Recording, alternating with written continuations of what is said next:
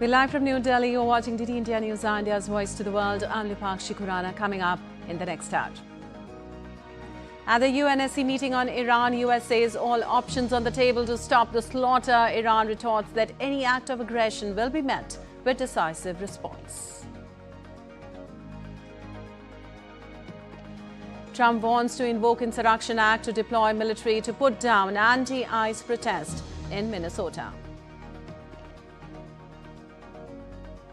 US President Trump announces formation of border peace for Gaza, will supervise the working of newly formed Palestinian Technocratic Committee, members to be announced shortly. Prime Minister Narendra Modi, to participate in a program marking a decade of Startup India initiative, will interact with members of startup ecosystem.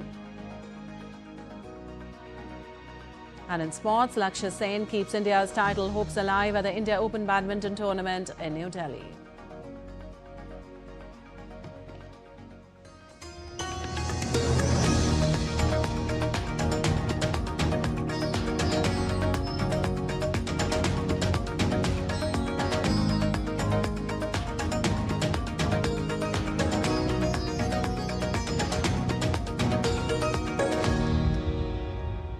All right, let's start with some updates from West Asia. After weeks of escalating tension, US and Iranian officials faced each other at an emergency meeting of the United Nations Security Council on Thursday.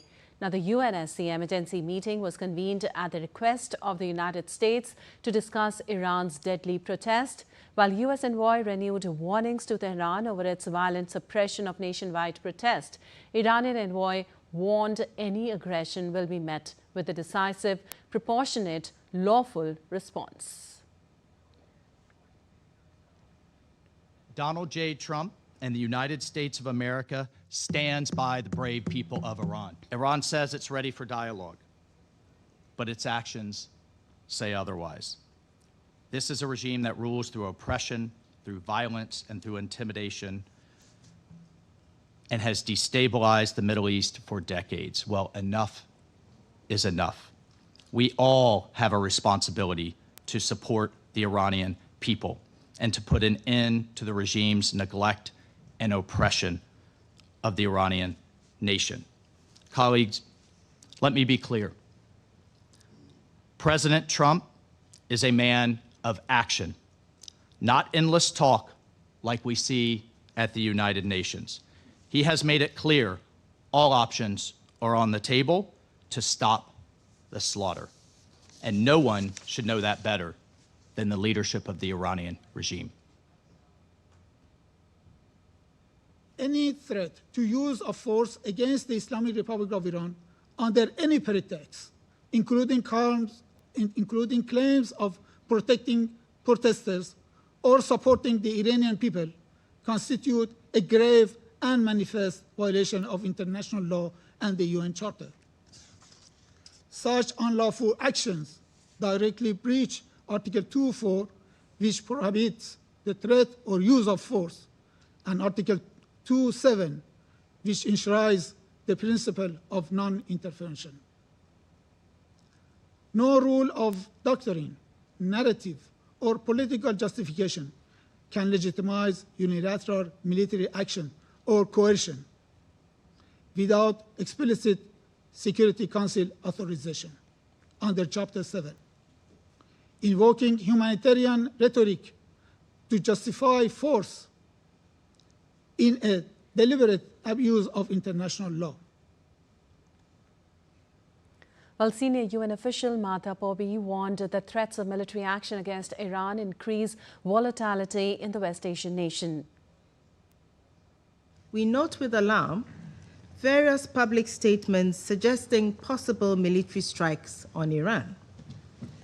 This external dimension adds volatility to an already combustible situation.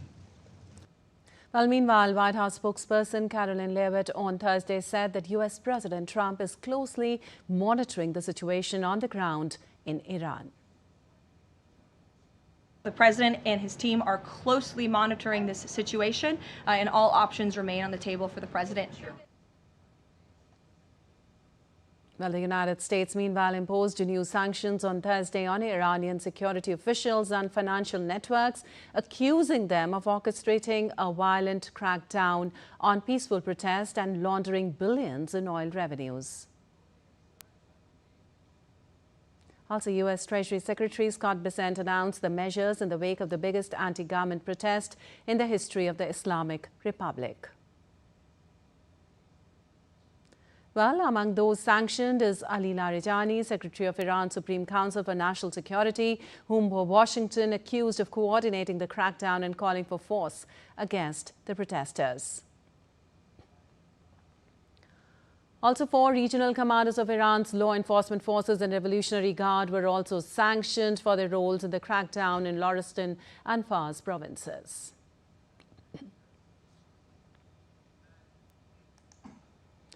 And for more on this, we have Amit Mukherjee joining us. Well, Amit, with the U.S. raising Iran's protest crackdown at the UN Security Council and imposing fresh sanctions, and also, as U.S. says, that all options are on the table, how likely is this confrontation to escalate beyond the diplomatic pressure into a wider regional crisis?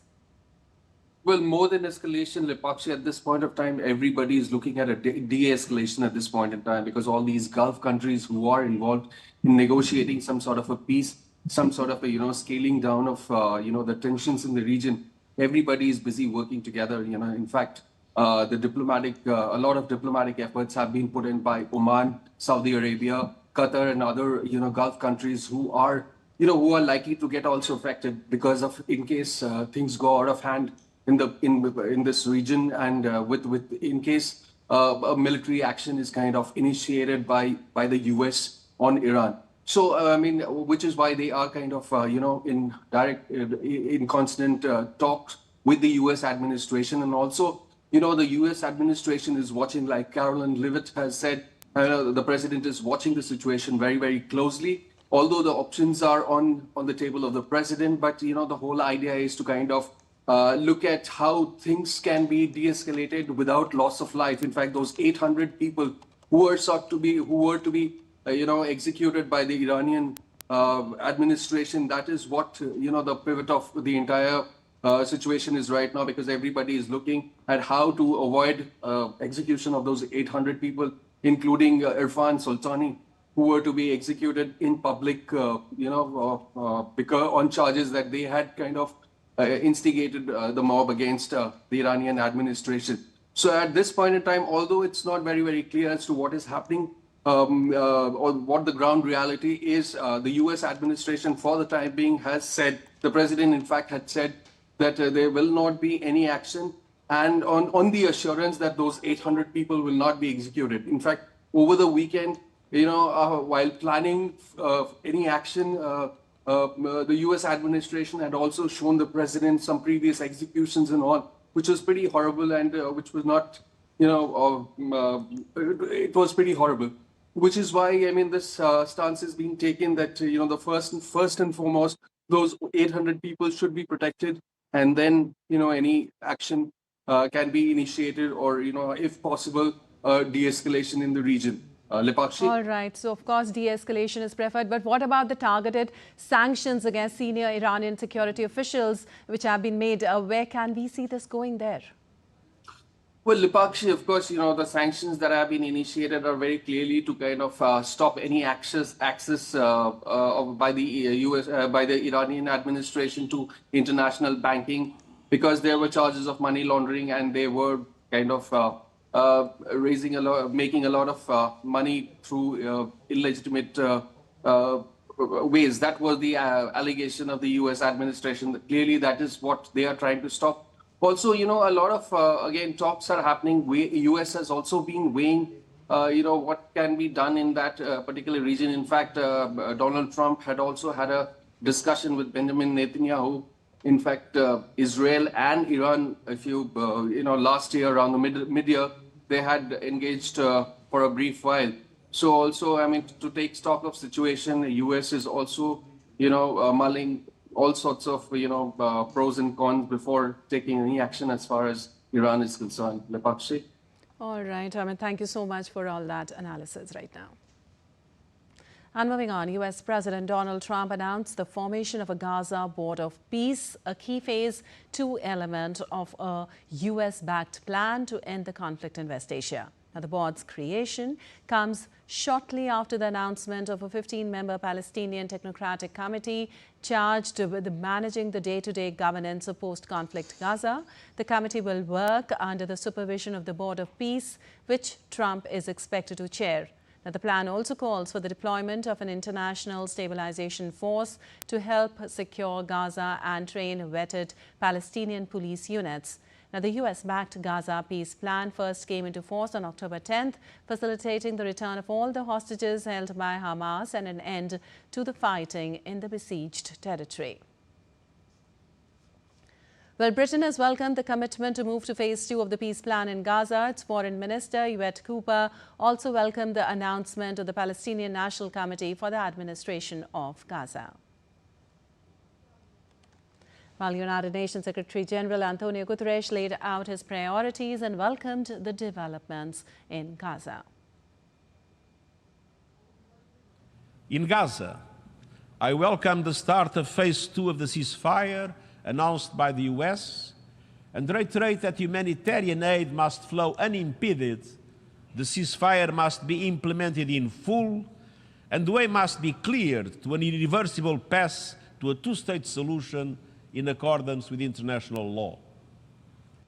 Well, amid an uncertain security situation in the region, the embassies of India, the US and UK have issued advisories for their nationals, urging them to be vigilant and avoid unnecessary travel there. Indian Mission advised its nationals to avoid all non-essential travel to Israel. The Embassy of India also provided helpline numbers in case of any emergencies. The Indian Embassy has been constantly working on updating the database of Indian nationals and also reaching out to them to register with the embassy during the last few years. The fresh warning follows an early advisory issued by the centre on January 5th amid mounting concerns about the worsening security situation in Iran. And now let's take a look at how the efforts to bring peace to Gaza have unraveled in the past. From November to December 2023, a temporary Israel-Hamas ceasefire enabled hostage and prisoner releases and the entry of humanitarian aid into Gaza. On December 9, 2023, US vetoed a UN resolution calling for a humanitarian ceasefire. On 19 January 2025, an agreement was reached to allow humanitarian aid and rehabilitation of infrastructure, hospitals, and access roads in Gaza. Hamas released 3 Israeli and 5 Thai hostages in exchange for 110 Palestinian prisoners on January 30th. On September 29, 2025, Trump unveiled the first phase of a 20-point Gaza peace plan at the White House, which Israel accepted. In October 2025, Trump announced that Israel and Hamas signed off on the first phase of his Gaza peace plan. On October 3, 2025, Hamas agreed to release all 48 remaining hostages in exchange for Palestinian prisoners and to transfer Gaza's governance to Palestinian technocrats. In January 2026, US announced that Gaza Peace Plan Phase 2, with aim of full demilitarization, has started. And still to come on DD India News Hour. European troops arrive in Greenland as Denmark pushes for permanent NATO presence amid US threat. US-Taiwan trade deal cuts tariffs, secures investment boost in American tech and semiconductors. And we'll give you a roundup of the weather across the world and the country.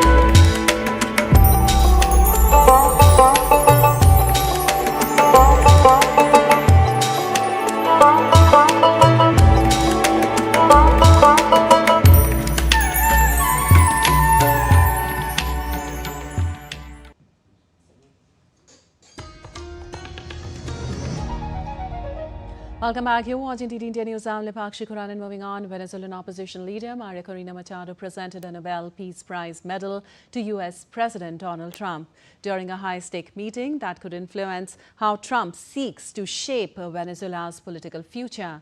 Now, Machado, who described the meeting as excellent, told she offered it in recognition of his commitment to the freedom of the Venezuelan people. Her gesture appeared aimed at underscoring the symbolic importance she places on U.S. support for Venezuela's democratic struggle, as well as her effort to gain influence over the country's future direction. Trump has previously expressed frustration at not receiving the Nobel Peace Prize, which was awarded to Machado last month. Machado highlighted the need to build democratic, solid and stable institutions. We were able to calmly discuss the expectations and dreams of Venezuelans, the difficult times we are experiencing, but at the same time full of hope for the changes to come. I conveyed to him the determination and commitment of Venezuelan society to fight for a transition that will not only allow us to build democratic, solid and stable institutions, but also to address the most important issue, which is our people, not only in terms of freedoms and the violation of political prisoners, guarantees of free expression, freedom of movement and freedom of organization, but also addressing the enormous humanitarian crisis in Venezuela due to the situation of income, lack of employment and the collapse of security, health and education. Well, U.S. President heaped praise on Maria Corina Machado for presenting him with a Nobel Peace Prize. In a post on social media, Trump described the gesture as such a wonderful gesture of mutual respect. And Venezuela's interim president, Delcy Rodriguez, said on Thursday she was submitting a proposal to reform the country's hydrocarbon law as investors in the U.S. push for easier access to the South American country's oil industry. Rodriguez, who was sworn in on January 5th, said the reforms would allow these investments flow to be incorporated into new fields where no investment has ever been made and into fields where there is no infrastructure.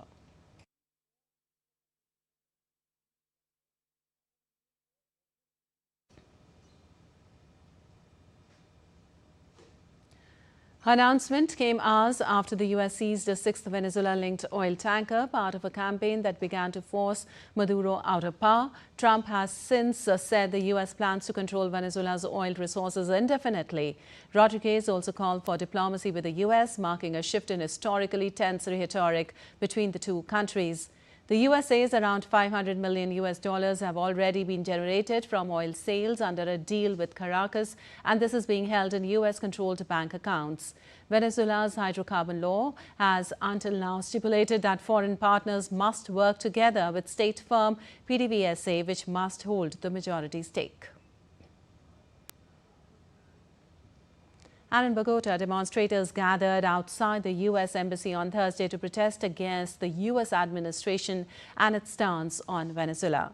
Now, the protesters burned an effigy of President Donald Trump and the American flag while chanting slogans condemning U.S. policies in Latin America. Protesters carried signs opposing Zionism, genocide and imperialism, some with signs in support of Venezuelan President Nicolas Maduro. Security around the U.S. Embassy included barriers, some displaying anti-imperialist messages put up by the protesters, along with police and anti-riot vehicles stationed nearby. Trump has openly spoken of controlling Venezuela's vast oil reserves in conjunction with U.S. oil companies after arresting and jailing Maduro. And moving on, European countries sent small numbers of military personnel to Greenland on Thursday, as Denmark said it was pressing on with plans for a larger and more permanent NATO presence to secure the island coveted by U.S. President Donald Trump. The modest European deployments meant to help Denmark prepare military exercises sent a strong message of support a day after a meeting of officials from the U.S. Denmark and Greenland failed to reach any breakthrough on the impasse. Denmark had about 150 military and civilian personnel working at its joint Arctic command on the island. Well, Germany, France, Sweden, Norway, Finland and the Netherlands have said they are sending military staff to begin preparations for larger drills later this year. In Copenhagen, Denmark's defense minister said he did not have a final figure for the envisaged expanded NATO presence in Greenland. There is now participation from a large number of European countries, including some of the Nordic countries, and we are currently experiencing that there are several countries that offer and can contribute, both in terms of personnel but also in terms of capacity. I don't have a total number, but it is clear that we now will be able to plan for a larger and more permanent presence throughout 2026, and that is crucial to show that security in the Arctic is not only for the Kingdom of Denmark, it is for all of NATO. Well, meanwhile, the White House said that the meeting between U.S. officials and representatives from Denmark and Greenland had been productive and warned sending European troops to Greenland would not affect President Donald Trump's thinking about the territory. It was a productive meeting, but the president has made his priority quite clear. He wants the United States to acquire Greenland. He thinks it's in our best national security to do that. I don't think troops in Europe impact the president's decision-making process, nor does it impact his goal of the acquisition of Greenland at all.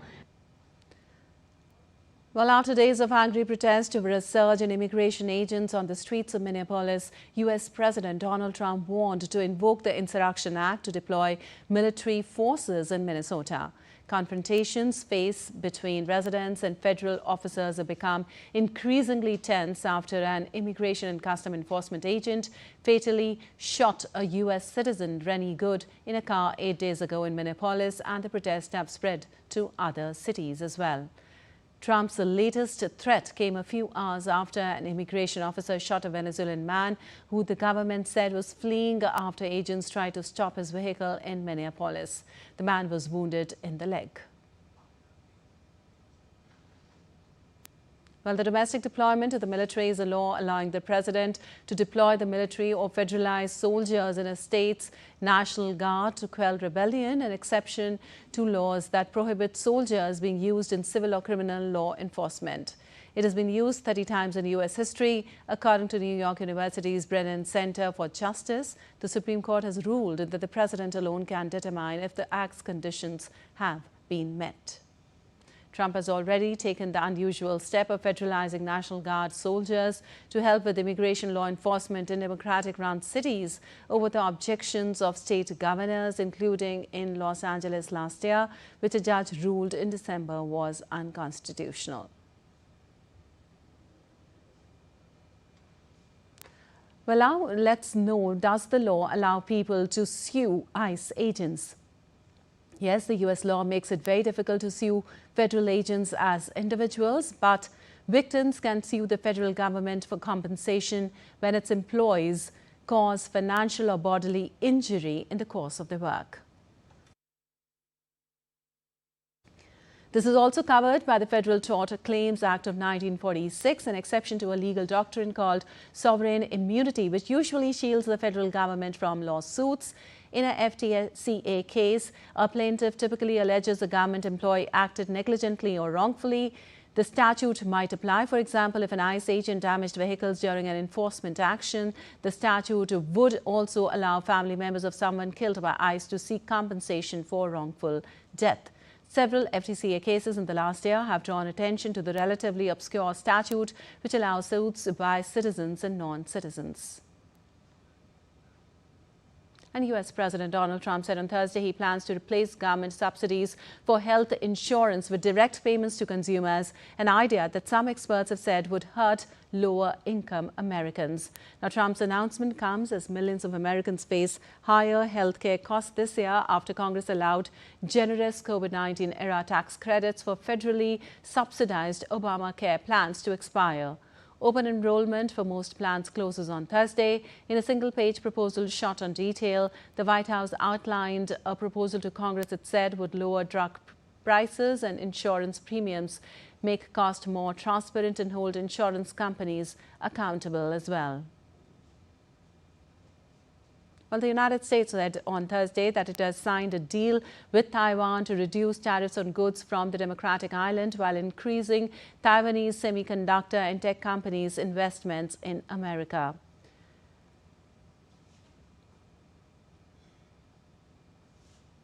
Well, the U.S. Commerce Department said the will drive a massive reshoring of America's semiconductor sector. Under the deal, Washington will lower tariffs on Taiwanese goods to 15%, down from a 20% reciprocal rate meant to address U.S. trade deficits and practices it deems unfair.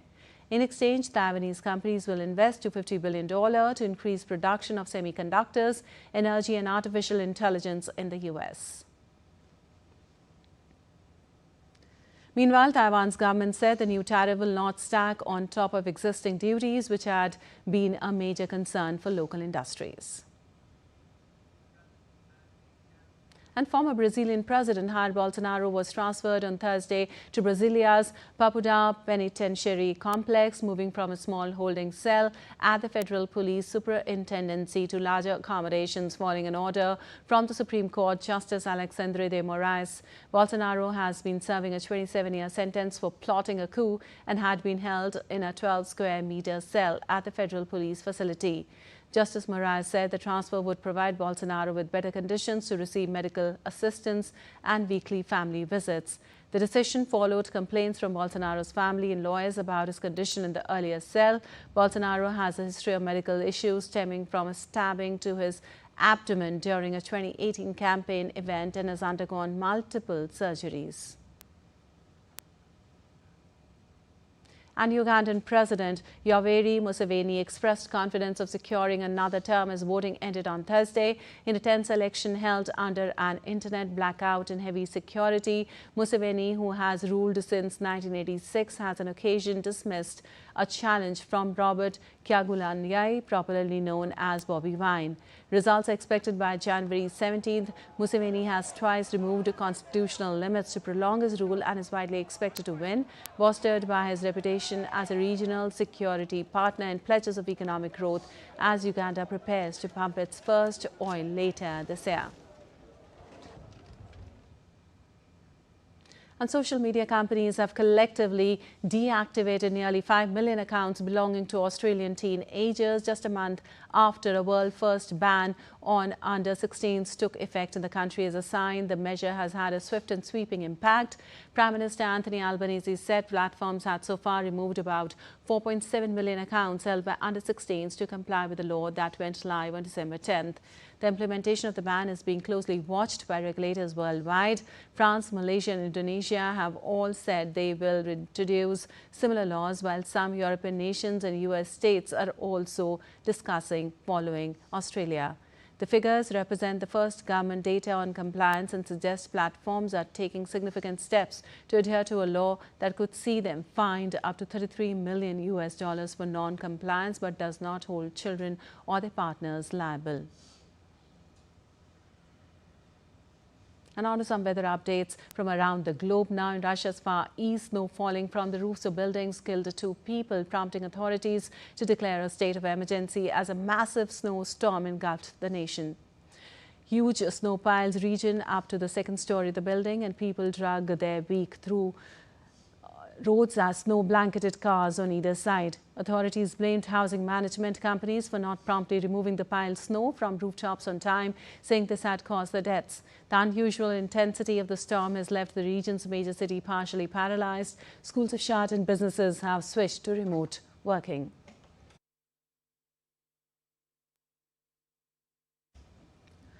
Flooding triggered by torrential rains in northeastern South Africa claimed at least 10 lives and forced the closure of the iconic Kruger National Park. The Weather Service issued the maximum warning for more rain in parts of the country, while neighboring Mozambique was also on alert after flooding that inundated roads and homes.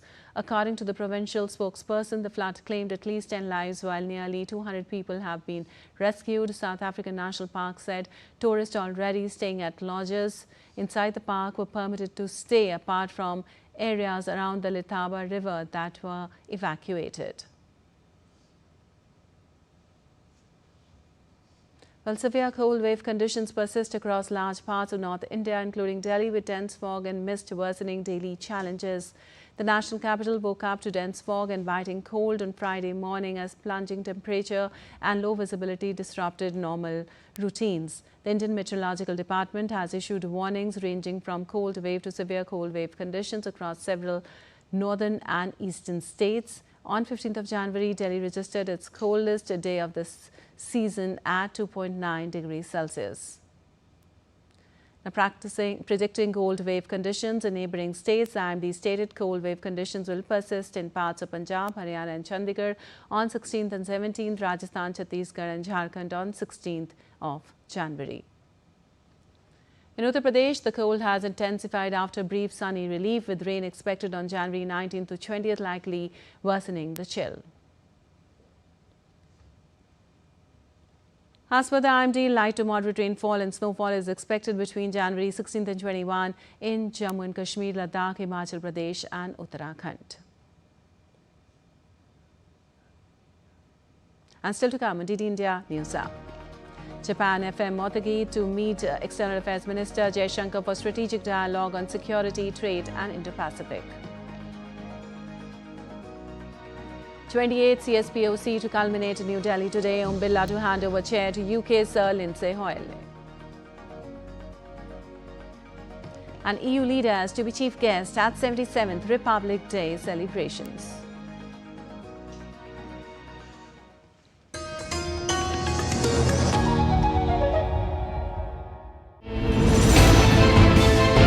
Geopolitics and trade deals. Economic challenges amid development. Hard work and the path to prosperity. It's the economy always.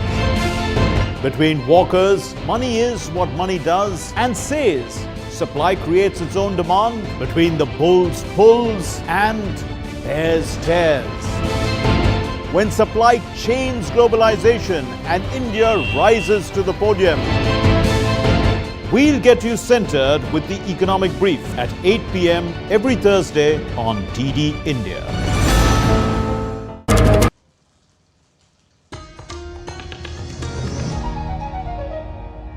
Welcome back. You're watching DD India News. I'm Lipakshi Kuran, and moving on the occasion of National Startup Day, Prime Minister Narendra Modi will participate in a program marking a decade of the Startup India initiative at 1 p.m. IST at Bharat Mandapam in New Delhi today.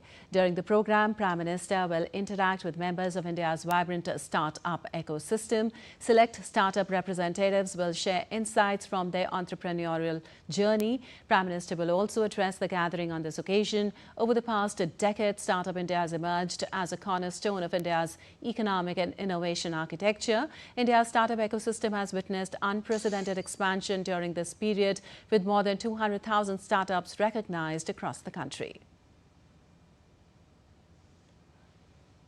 And for more on this, we have Shubhendu Ghosh joining us. Well, good morning, Shubhendu. Startup India initiative completes 10 years today. Prime Minister also to participate in this program. Tell us what all is planned for the day.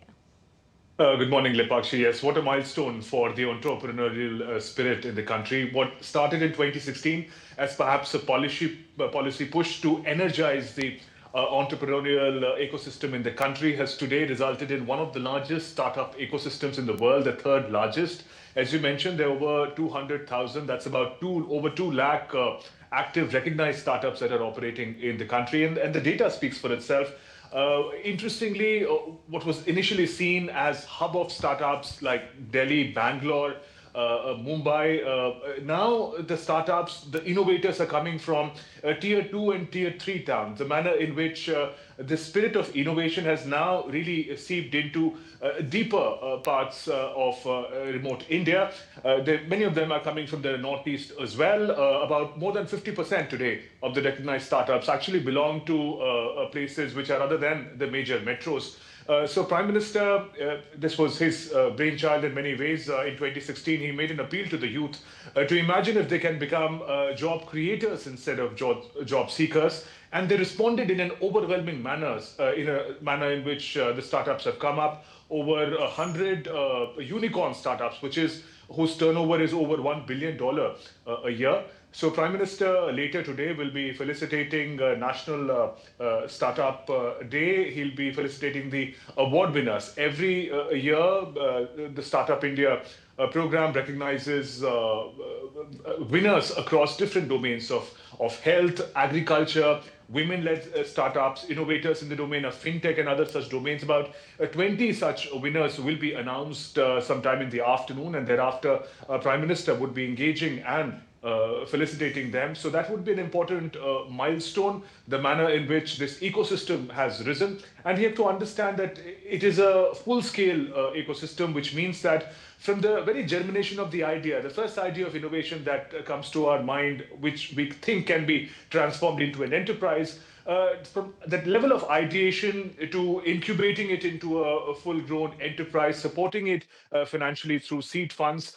This is what the ecosystem of startup in the country is known for. It has grown from strength to strength, an important milestone now as it completes 10 years. And Prime Minister will be with these innovators later today. All right, the spirit of innovation has definitely seeped in the country, and a really big day today. Thank you so much, Shubhendu, for sharing all that with us.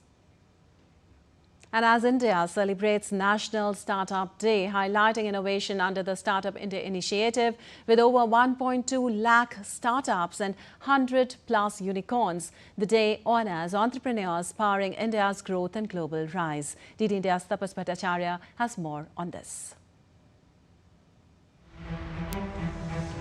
India's startup revolution takes center stage on January 16, National Startup Day.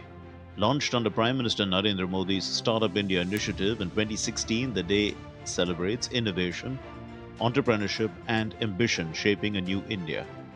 Today, India is home to over 1.2 lakh startups and more than 100 unicorns, making it the world's third largest startup ecosystem. From fintech and health tech to green energy and deep tech, Indian startups are creating jobs, attracting global investments and driving economic growth. In the last 10 years since I have been an entrepreneur, the biggest shift that I have seen is the rise of B2B tech solving vertically niche and specific problems. And in the recent times, I have been noticing a huge wave of solid technical founders building artificially intelligent products on top of software, not just selling in India but across the globe. That excites me a lot. And I feel that such wave of products is going to take India to its next level. National Startup Day 2026 will be marked by grand celebrations at Bharat Mandapam in New Delhi. Highlights include states' startup rankings, national startup awards, investor interactions, startup showcases, and key policy announcements. It's a platform to connect ideas with opportunity and vision with action. With innovation at its core, the National Startup Day showcases India's entrepreneurial spirit shaping the future. As startups drives jobs, technology and growth, the journey from ideas to impact continues. With camperson Vishwabandhu, this is Tapas Bhattacharya for DD India from Delhi. And the 28th Conference of Speakers and Presiding Officers of the Commonwealth to culminate today in New Delhi. Lok Sabha Speaker Om Birla to officially hand over the chair of CSPOC to Speaker of UK House of Commons Lindsay Hoyle. Early on Thursday, Prime Minister Narendra Modi inaugurated the 28th Conference of Speakers and Presiding Officers of the Commonwealth. Here's more in this report.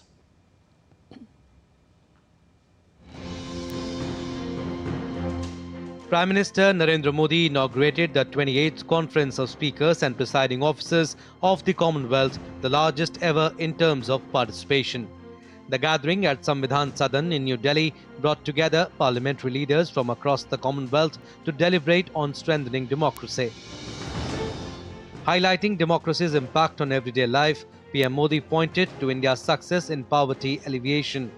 He said the spirit of public welfare has ensured last-mile delivery, lifting 25 crore citizens out of poverty in recent years. His assertion was clear. Democracy delivers tangible results in India, and others can take a lesson from the achievements of Indian democracy. Bharat में democracy का अर्थ last mile delivery है. हम एक लोक कल्याण की भावना से हर व्यक्ति के लिए बिना किसी भेदभाव के काम कर रहे हैं और इसी लोक कल्याण की भावना के कारण बीते कुछ वर्षों में भारत में 25 करोड़ लोग गरीबी से बाहर निकले हैं. In India, democracy delivers. The Prime Minister noted that India transformed its diversity into strength. PM emphasized that strong institutions have delivered stability, speed and scale, helping India emerge as the fastest growing major economy. The conference theme, Effective Delivery of Parliamentary Democracy, resonated with this message. ये चौथा अवसर है जब Commonwealth speakers और presiding officers की conference Bharat में हो रही है. इस बार इस कॉन्फ्रेंस का मुख्य विषय effective delivery of parliamentary democracy है. आप सभी जानते हैं कि जब भारत आजाद हुआ तो उस दौर में ये आशंका व्यक्त की गई थी कि इतनी डाइवर्सिटी में भारत में लोकतंत्र टिक नहीं पाएगा. लेकिन भारत ने इसी डाइवर्सिटी को डेमोक्रेसी की ताकत बना दिया. Prime Minister Modi underscored India's commitment to building open source technology platforms. He said these innovations are designed to empower partner nations in Global South, enabling them to replicate India's success stories. India's leadership role on the global stage also came into focus. PM reminded participants that during its G20 presidency, India placed the concerns of the Global South at the heart of the global agenda, championing their interest in international forums. The 28th conference in New Delhi not only showcased India's democratic achievements but also reinforced its vision of inclusive growth and global cooperation. Rahul Upadhyay's report for DD India. And for more on the conference, we have Vishal Baristo joining us. Well, Vishal, the Prime Minister spoke about democracy delivering real change yesterday, like lifting millions out of poverty. Tell us more on that.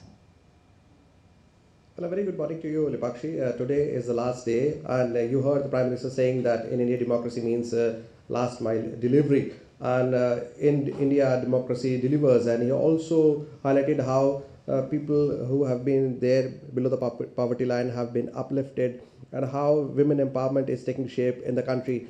And he also said that India is all about inclusive development, and this was highlighted during a G20 summit also, as India believes in world is a family. Today, India would hand over the chair to the United Kingdom, and the Speaker of the House of Commons, Sir Lindsay Noel would be having the final say for the next year. And this is very important for India, because India has had this conference for the 4th year, and today the Vice President would be hosting them for lunch, and then the delegates would be moving to Jaipur for a cultural visit about the diversity in the country. But today there are going to be important deliberations that would include the innovative strategies of enhancing public understanding of Parliament. This is going to be very important. Then other issues would be the safety and welfare and health of the parliamentarians. Apart from that, there would be also innovative interactive sessions, I beg your pardon, between the delegates, and this includes South Africa, Botswana and Brazil. All right, Vishal, also this is the largest CSPOC so far. What does that level of participation say about India's role in the global democratic dialogue like we've been having it from the past 4 years? Well, Lipakshi, as you would know that India has been holding these conferences, and this is the 4th time, and before it is being handed over to the United Kingdom, and we know that Lindsay Noel would be having it. India has always been very vocal about the voices of the global south. India has always been very vocal about the inclusive development, and this was also highlighted during the interactions with the foreign delegates. That includes the speakers and presiding officers of the Commonwealth countries. We know that we have a participation of 42 countries and more than 60 delegates are here. And they are all very appreciative about India's role, how India has been raising the voice of the global south, and how India has also upheld the democratic values. Remember, this conference is being held in the old Parliament building, and Prime Minister also highlighted how it has been witness to the era from where the independence was achieved by India and how India became a republic. So we have also celebrated 75 years of our constitution. So India has always upheld the democratic values, and this was also appreciated by the delegates. All right, Vishal, thank you so much for all that information. Well, the 28th Conference of Speakers and Presiding Officers of the Commonwealth is underway in New Delhi. An exhibition, Bharat on the Move, is being exhibited on the occasion, highlighting advancements and initiatives related to India's progress and development, particularly within the context of the conference. DD India's correspondent Vishal Baristo finds out more on this. India has emerged as a leader of the global south under the visionary leadership of Prime Minister Narendra Modi. Let's take a look on how Bharat is on the move. We start off with defense. Defense exports hit a record $236 billion in 2024-25 with a 34-fold rise since 2014.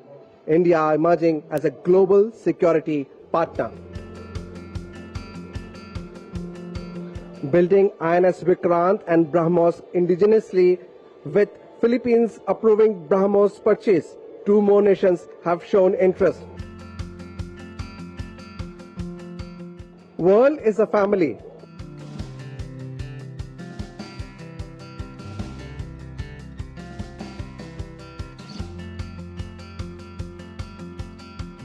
From the global arena to the space sector, India's space sector defining milestones for 2025. 132 spacecraft missions, 102 launch missions, and 433 foreign satellite launched.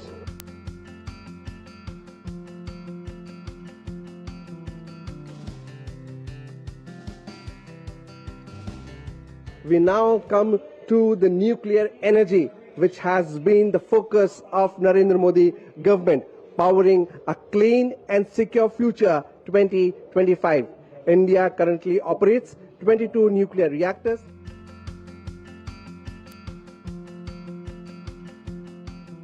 From nuclear to digital, the digital payment has been a huge hit across the globe, and here it has been displayed the digital governance.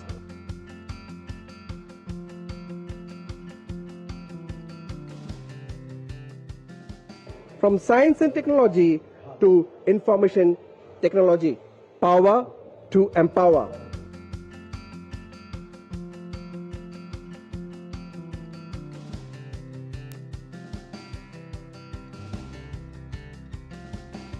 From the old to this new parliament building, there has been a tremendous progress that India has made, and that is why we say that Bharat is on the move. With cameraman Naveen Tiwari in Delhi, this is Vishal Baristo for DD India.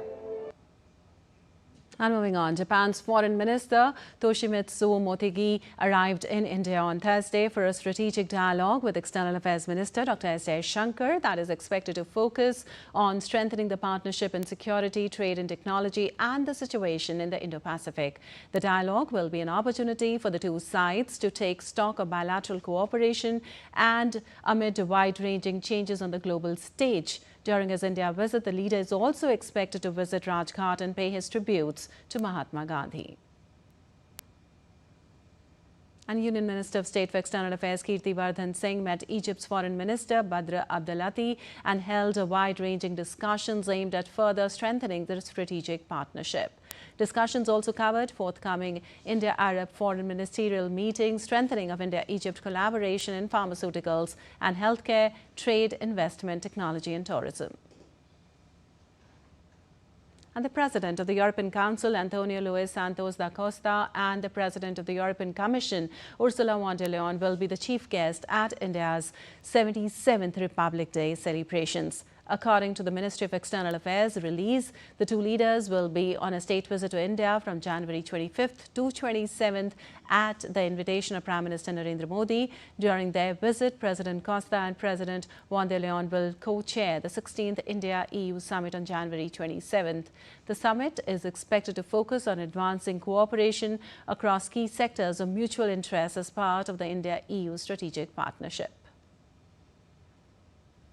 And on to some business news now. The International Monetary Fund's latest economic forecast due next week will show the global economy's continued resilience to trade shocks and fairly strong growth. In October, the IMF edged its 2025 global GDP growth forecast higher to 3.2% from 3.0% in July, as the drag from US tariffs was less than initially feared. It kept its 2026 global growth outlook unchanged at 3.1%. The IMF is expected to release its World Economic Outlook update on January 19th. IMF Managing Director Kristalina Georgieva said risks were focused on geopolitical tensions and rapid technological shifts. Well, you're watching DD India News. Our time now for some sports news. Former champion Lakshya Sen produced a composed performance to progress to the quarter-finals of the Indian Open badminton tournament, but Kidambi Srikanth and HS Pranoy bowed out after a spirited show in New Delhi. Sen, a 2021 World Championship bronze medalist, showed resilience and maturity to overcome Japan's Kenta Nishimoto 21-19, 21-11 in the second round. The 24-year-old will next face Chinese Taipei's Lin Chunyi. Earlier, Kidambi Srikanth fought hard but went down 21-14, 17-21, 21-17 to France's Christo Popov, who is the reigning World Tour final champion. Pranoy also pushed his opponent close before losing 18-21, 21-19, 21-14 to 18 seed Loh Kain Yu of Singapore. The top men's double pair of Satvik Sairaj, Renka Reddy and Chirag Shetty, having entered as one of the favourites, also exited after a heart-breaking 27-25, 21-23, 19-21 loss to Japan's Hiroki Midorikawa and Kyohei Yamashita in the second round. And India began the Under-19 World Cup campaign with a 6-wicket win against the United States in Bulawayo city of Zimbabwe. India put the United States into bat after winning the toss.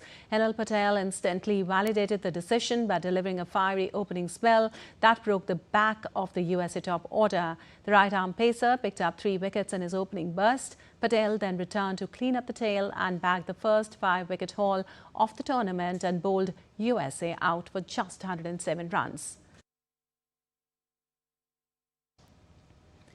However, a brief spell of rain reduced the target to 96 runs in 37 overs, which India achieved in just 17.2 overs. India will be back in action against Bangladesh for their second game on Saturday. Well, India has been touted as India's next superstar. She has won medals at the Asian Games. She's the first Indian woman to become a US Open champion in any age division and was also part of the Indian team that won gold at the World Cup. She spoke about to DD India's Abhishek Mahajan.